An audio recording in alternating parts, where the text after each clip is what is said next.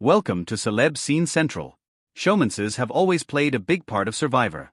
Amber Burkich and Boston Rob Mariano rode their romantic connection on the island all the way to the final two on Survivor, All-Stars, while Dee Valladares and Austin Lee Kuhn flirted their way to the final three on Survivor 45.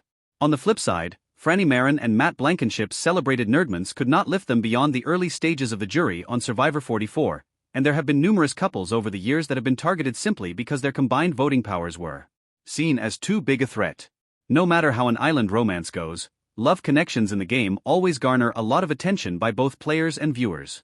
With that in mind, can we expect to see a showmance on Survivor 47, which premieres September 18th on CBS? Not this season, it seems, but we may possibly see something even more interesting: the impact of a falsely perceived showmance.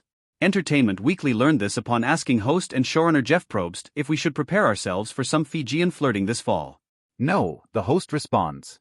But oddly, it's an interesting question to ask because you don't have to be in a showmance in order for other people to suspect that you might be in a showmance.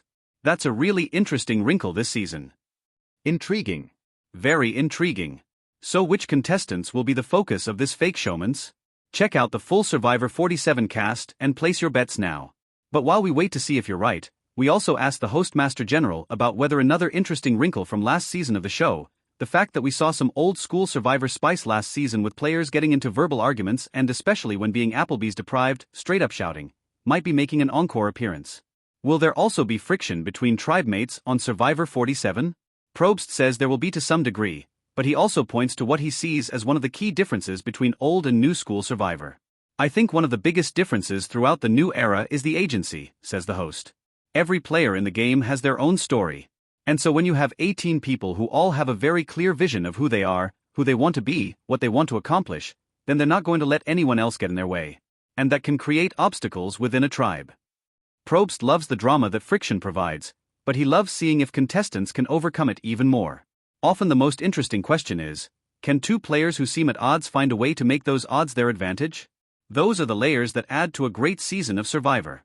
You can't just look at it on the surface. If you have a situation where you have another player and you don't get along with each other well, you can obviously become each other's targets. But within that turmoil can become opportunity.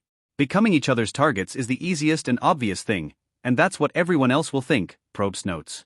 So if that's what everyone else is thinking, is there an opportunity to use this to your mutual advantage so you have the same shared interest? That's what I look for in a season.